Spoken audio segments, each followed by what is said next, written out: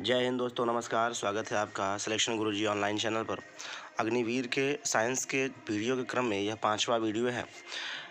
इन सभी वीडियोज़ में 15 प्रश्नों को हम हल करने का प्रयास कर रहे हैं और 15 प्रश्नों के साथ साथ उसके एडिशनल फैक्ट्स को भी डिस्कस कर रहे हैं, जिससे कि प्रश्न के इर्द गिर्द की जितनी भी जानकारी हो वो भी सब भी हमको मिल जाए। तो वीडियो का पूरा आनंद लेने के लिए वीडियो को अंत तक देखें। शुरू करते हैं आज का पहला प्रश्न। एसआई पद्धति में बिजली की इकाई क्या होती है? तो जो एसआई पद्धति में बिजली की इकाई होती है एम्पियर, कूलाम, ओम या फिर म्यू। तो सही आंसर हो जाएगा एसआई पद्धति में बिजली की जो इकाई होती है वो होती है एम्पियर। अगला प्रश्न ध्यान से देखते हैं। दर्पण के मध्य भाग को किस नाम से जानते हैं? प्रकाश, बिंब, त्रिज्या या फिर इनमें से कोई नहीं। देखिए, कोई दर्पण होता है, उसके मध्य भाग को जो है वो केंद्र बोलते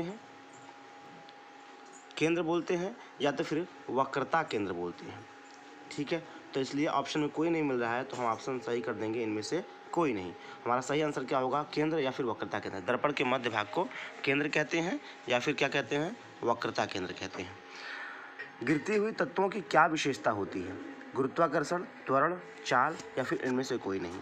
जब कोई वस्तु ऊपर से नीचे की ओर गिराई जाती है तो उसमें त्वरण होता है। क्या होता है? त्वरण होता है। तो ऑप्शन नंबर बी सही हो जाएगा। अच्छा, दिया है गुरुत्वाकर्षण।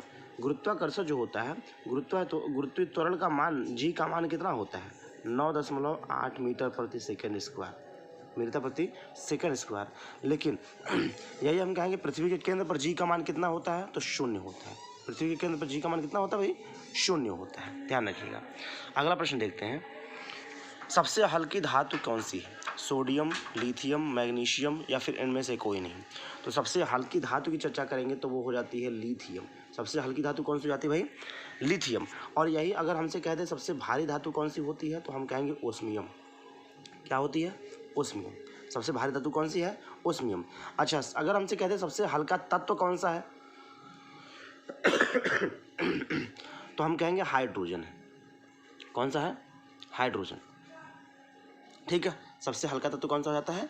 हाइड्रोजन होता है। और सबसे भारी तत्व की बात अगर करने लगेंगे तो हम कहेंगे यूरेनियम। ये चारों बातें बहुत अच्छी तरीके से याद रख लीजिएगा, फिर से सुन लीजिएगा। सबसे हल्की धातु जो है वो लिथियम, सबसे भारी धातु ओस्मियम, सबसे हल्का तत्व हाइड्रोजन, सबसे भारी तत्व यूरेनियम हो जाता है। ठीक है, अगला प्रश्न देखते हैं। किस सेल का सही ईएमएफ मापने वाले यंत्र को क्या कहते हैं? कोई सेल होता है, उसको उसकी ईएमएफ मापने के लिए यंत्र जो होती है वो गाउस मीटर होती है, वोल्ट मीटर, पोटेशियोमीटर या फिर इनमें से कोई नहीं। ध्यान से देखिएगा। किसी सेल के सही ईएमएफ मापने के लिए जो यंत्र होता है उसको विभव मापी बोलते हैं। क्या बोलते हैं? विभव मापी। विभव मापी बोलते हैं, लेकिन विभव मापी हिंदी में बोलते हैं, अंग्रेजी में बोलते हैं पोटेंशियोमीटर। ठीक है, तो सही आंसर क्या हो जाएगा? ऑप्शन नंबर सी हो जाएगा। अगला प्रश्न देखते हैं। नाभिकीय संलयन क्रिया होती है किसके द्वारा? हाइड्रोजन बम, न्यूट्रॉन बम, न्यूक्लियर रिएक्टर या फिर इनमें से कोई नहीं। देखिए, नाभिकीय संलयन के दौरान भारी मात्रा में हाइड्रोजन अणुओं का विस्फोट होता है। तो इसके लिए हम कहेंगे कि इसकी क्रिया से क्या होता है भाई? हाइड्रोजन बम का निर्माण होता है और वो हो जाएगा ऑप्शन नंबर ए सही हो जाएगा। अच्छा, प्रश्न आपसे पूछा जाता है कि पृथ्वी के सतह पर सबसे ज़्यादा मात्रा में कौन सा तत्व पाया जाता है? तो वो पाया जाता है ऑक्सीजन। क्या पाया जाता है? ऑक्सीजन। अच्छा, वायुमंडल में जब जाते हैं इसके ऊपर तो क्या पाया जाता है? नाइट्रोजन। क्या पाया जाता है? नाइट्रोजन पाया जाता है। अच्छा, इसके बाद जब ऊपर जाते हैं, सबसे ऊपर वायुमंडल के भी ऊपर जाते हैं, सबसे ज़्यादा मात्रा में क्या पाया जाता है? तो आप बताएंगे हाइड्रोजन पाया जाता है। क्या पाया जाता है? हाइड्रोजन पाया जाता है। ये तीनों बातें ध्यान रखिएगा। निचली सतह पे ऑक्सीजन, उसके ऊपर नाइट्रोजन और उसके ऊपर क्या पाया जाता है? हाइड्रोजन सबसे ज़्यादा मात्रा में पाया जाता है। अगला प्रश्न कह रहा है, स्तनधारी जीव किनसे विकसित हुए हैं? सरीसृप से, उभयचर से, मछलियों से और या तो फिर इनमें से कोई नहीं। जो स्तनधारी जीव हैं वो सरीसृप से, शुरुआत में जो इस सृष्टि का सृजन होता है वो सरीसृपों से होता है, यानी रेंगने वाले जीवों से होता है। इसके बाद फिर स्तनधारी जीवों का निर्माण होता है, यानी विकास होता है। अगला प्रश्न, चर्म के ऊपरी परत को क्या कहते हैं? ध्यान समझिएगा कि लैटिन वर्ड है डर्मस।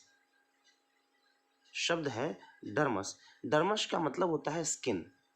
ठीक है, तो और एपी का मतलब होता है ऊपरी। ठीक है, तो हम कहेंगे डर्मस और इधर एपी, मतलब स्किन के ऊपरी हिस्से को एपीडर्मस बोलते हैं। आपने कहा सही आंसर क्या हो जाता है? एपीडर्मस डर्मस हो जाता है।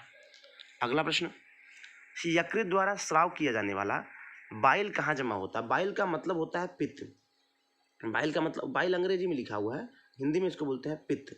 तो पित्त जो है कहाँ जमा होता है? तो आप बचपन से पढ़े होंगे, पित्त जाके पित्ताशय में जमा होता है, लेकिन उसको भी इन्होंने अंग्रेजी में दे दिया गाल ब्लैडर। ठीक है, ये इसको हिंदी में बोलते हैं पित्ताशय। तो जो यकृत से पित्त निकलता है वो जाके कहाँ जमा होता है? पित्ताशय में, अंग्रेजी में उसको गाल ब्लैडर बोलते हैं। ठीक है, यकृत एक ऑप्शन में दिया हुआ है। यकृत समझिएगा कि सबसे आंतरिक, शरीर के आंतरिक का जो है कि सबसे बड़ा जो ग्रंथि होता है उसे यकृत बोलते हैं। सबसे बड़ा ग्रंथि कौन सा है? यकृत। और सबसे छोटी ग्रंथि कौन सी है? तो आप ध्यान रखिएगा, सबसे छोटी ग्रंथि पिट्यूटरी ग्रंथि बोलते हैं, यानी उसी को पीयूष ग्रंथि बोलते हैं, उसी को मास्टर ग्रंथि बोलते हैं। पिट्यूटरी ग्लैंड, मास्टर ग्लैंड या फिर पीयूष ग्रंथि, ये तीनों एक ही है, सबसे छोटी ग्रंथि। अगला प्रश्न कह रहा है, निम्न में से किसमें कार्बोहाइड्रेट सबसे अधिक मात्रा में पाया जाता है? तो ऑप्शन इसमें आपको दिया हुआ है चावल, गेहूं, मांस और इनमें से कोई नहीं। तो सही ऑप्शन हो जाएगा चावल। निम्न में से चावल में कार्बोहाइड्रेट की मात्रा सबसे ज़्यादा पाया जाता है। खून के परिचालन की खोज किसने की थी? यानी रक्त परिसंचरण की खोज किसने करी थी? डार्विन ने, हार्वे ने, लैमार्क ने या फिर इनमें से कोई नहीं?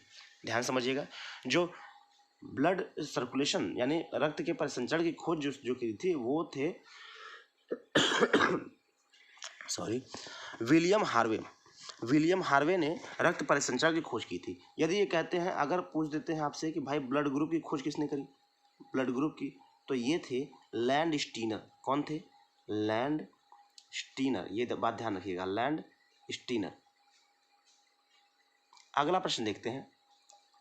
अगला प्रश्न में कह रहे हैं, यदि किसी घोल के हाइड्रोजन धनात्मक आयन को 10 गुना बढ़ाया जाए तो पीएच मान क्या हो जाएगा?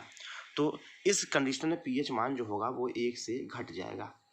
अगला प्रश्न, निम्न में से सबसे ज़्यादा हाइड्रोजन बॉन्डिंग किस में पाया जाता है? H2O में, H2SC में, H2S में या फिर HF में? तो सही आंसर हो जाएगा HF में सबसे ज़्यादा हाइड्रोजन बॉन्डिंग पाया जाता है।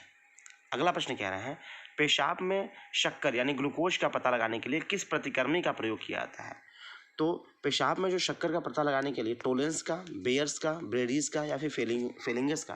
तो आप कहेंगे सही आंसर हो जाएगा ब्रेडीज का। पेशाब में ग्लूकोज का पता लगाने के लिए ब्रेडीज नाम के प्रतिक्रमी का प्रयोग किया जाता है।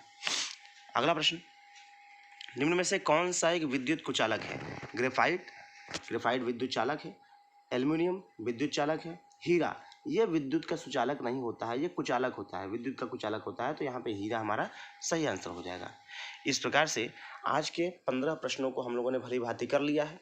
वीडियो अगर अच्छी लगी हो तो लाइक कीजिएगा, दोस्तों के साथ शेयर कीजिएगा। अगर कोई बात नहीं समझ में आई हो तो कमेंट कीजिएगा और चैनल को सब्सक्राइब जरूर कर लीजिएगा। और अगले वीडियो मिलते हैं अगले जानकारी के लिए। तब तक के लिए जय हिंद, जय भारत।